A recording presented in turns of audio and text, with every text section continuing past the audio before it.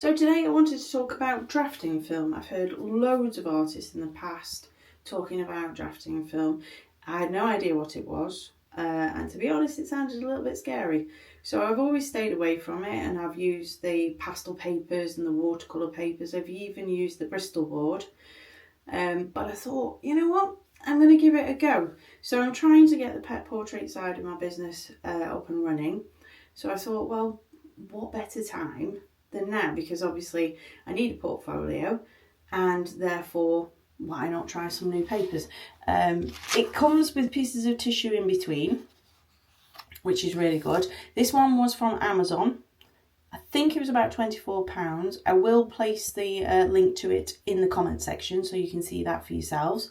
But I'm absolutely loving it. But just please bear in mind that the tissue paper is in between each of them, because I was using the tissue paper to stop myself from putting my mucky paws all over my portraits. I didn't realise that I'd actually got a piece of the drafting film in between, which now has mucky paw prints on. But we'll use that as a trial anyway. So as you can see here, these are two of my woofer dogs. I've yet to do the third one. They're not 100% complete. I still want to go over them in the daylight, etc., because I've been doing it in the dining room. It's quite dark in there.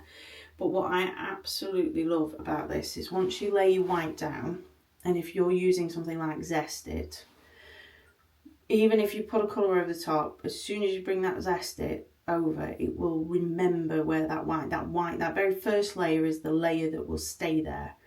So you can cover the white up, but then at the same token, if you carefully rub your Zest It along it, that will lift off that colour that's above it, giving you your highlights again, which is amazing. You get very sharp, smooth lines, which I absolutely love. And because it's plastic, well, I'm guessing that's what it's made of, you can actually wipe it. So if you get your mucky paws on it like I do, a little bit of the Zest It, and you can wipe it round. I believe you can use a magic eraser, that's what they're called.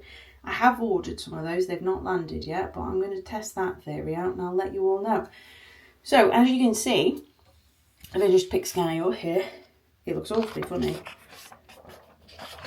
without anything behind it.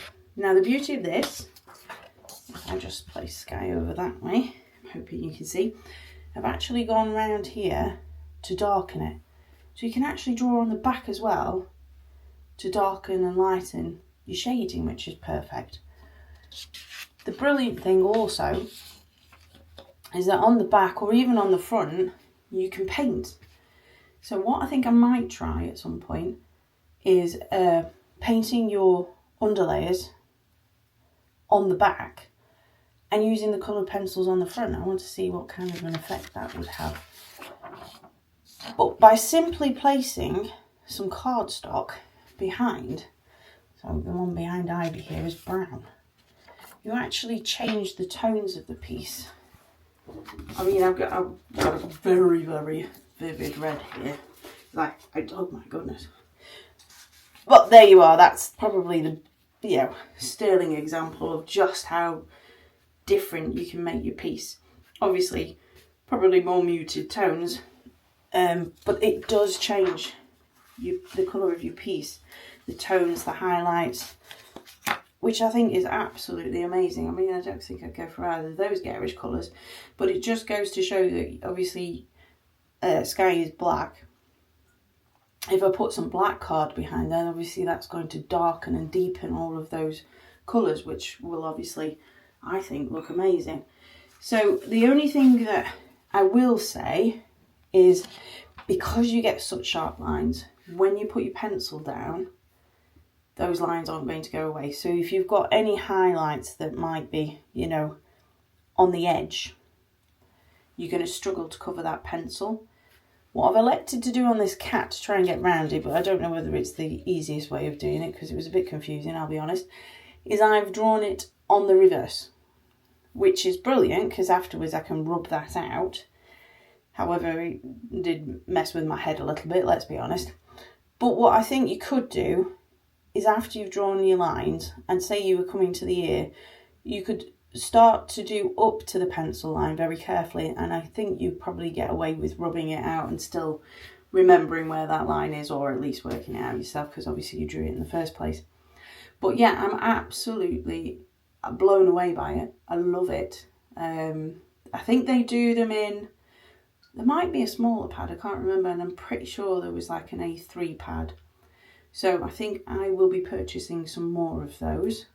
Anybody has got any hints or tips or anything on using drafting film, please pop them in the comments. I haven't yet used a craft knife. I can't remember what it's called. It got a ceramic blade. I think it's a splice. I'll link that below as well. Because I think you'd be able to just carefully take away the top layers as opposed to using the zestic. You know, if you wanted some fine lines, probably whiskers more so than anything. So yeah, if you give it a try, if you go off and buy some, put in the comments, show us your videos or your photographs, that'd be appreciated, or on the Facebook. And I'll see you next time. Toodle pip.